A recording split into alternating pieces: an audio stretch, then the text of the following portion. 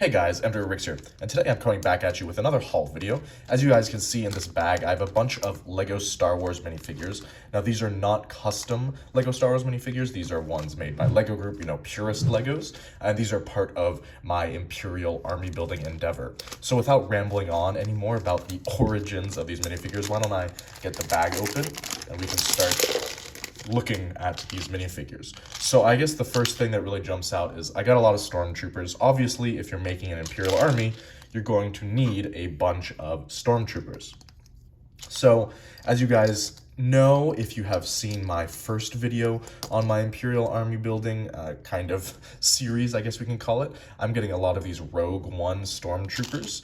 Which I think are actually the best stormtrooper. I used to think that the kind of older stormtrooper that didn't have the black outlining around the vents was the better one. So I actually have a bunch of those, but I've kind of come, I guess, to the realization that I think I like these guys better. So as you can see, these guys are in, I'd say, somewhat decent shape. This guy on the left here, he has some issues with the printing on his helmet. It's a little bit worn off.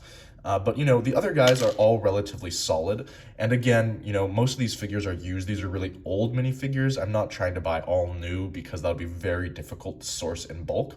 So that's, of course, why I might have some printing, malformities, if that's even a word. I might have some printing issues or mistakes on these stormtroopers. That's the reason. They're old. There's not much else to say other than that. The next figure we have is this Jet Trooper, which I actually really like because it has some battle damage. It's really one of the only Star Wars minifigures from LEGO that they created that has this battle damage. And he also, of course, has a jetpack. I guess he would be a Jet Trooper or a Jetpack Trooper. I think it would be a Jet Trooper. I think that would be the more appropriate terminology, a Jet Stormtrooper. You also saw these guys using jetpacks in the sequel films. So in the First Order, they also had, I think there's that famous scene with Rey and the Jet Trooper from the First Order also.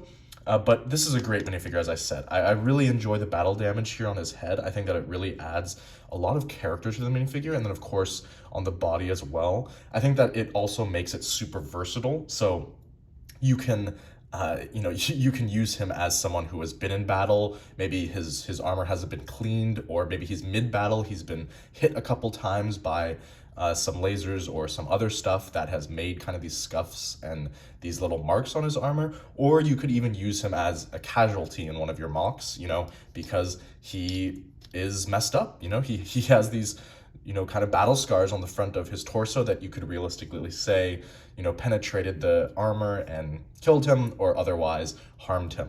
So I think that this trooper really is just super versatile, so I'm very happy to get him. I know that I have a bunch more of these guys coming, but I guess this haul, there was just one from this seller in particular. Next, we have someone from, this would be the Rebels series, and this is an Imperial, I think it's an ATDP driver. This is a figure that I actually really like a lot, and it's not because of how he looks now, it's because I kind of, I pillage, for lack of a better term, this body off of him, or I take the body and I actually combine it with a bunch of different parts, like the hat from this figure right here, to create kind of like an Imperial Army officer, or kind of just another variant of Imperial soldier that, maybe wasn't entirely depicted in the films, but I think looks pretty cool. I don't really like this head. The helmet is cool, but I think that it has limited uses because of the print. So I really like to get these figures for this torso. Of course, the helmet is a nice, I guess, added bonus, we can say, but it's really for this torso. So the final figure that we have in this haul is this Imperial, I think this is a crew member, that would be the official name. So as you can see, just kind of a regular gray Imperial crew member, nothing super crazy about him, just a regular old dude in gray. Now, of course, there is I think it's like a $50 or $60 version of this guy, and at least all that I think the difference is that he has those printed arms, and I think that was from the UCS Star Destroyer, if I'm not mistaken. But this is just a regular dude, nothing special, no printed arms, so it was nowhere near, that ginormous price point that the other figure has. So other than that, there really isn't anything else to add. As I've said in this video and in my first video, I'm really trying to build up this Imperial army. So you're gonna start seeing a lot of these hauls. I'll also probably do periodic updates to show you guys how many minifigures I have in this Imperial army at any point, because I know that you guys like to see kind of the whole amount of the minifigures laid out in a nice little video or a nice little picture, something like that. I'll definitely get around to doing something like that for content in the hopefully near-term future. If not near-term, it will be in the future. Other than that, though, I don't really have anything else to add. So as always, guys, like, comment, subscribe to the normal stuff, and I'll catch you next time.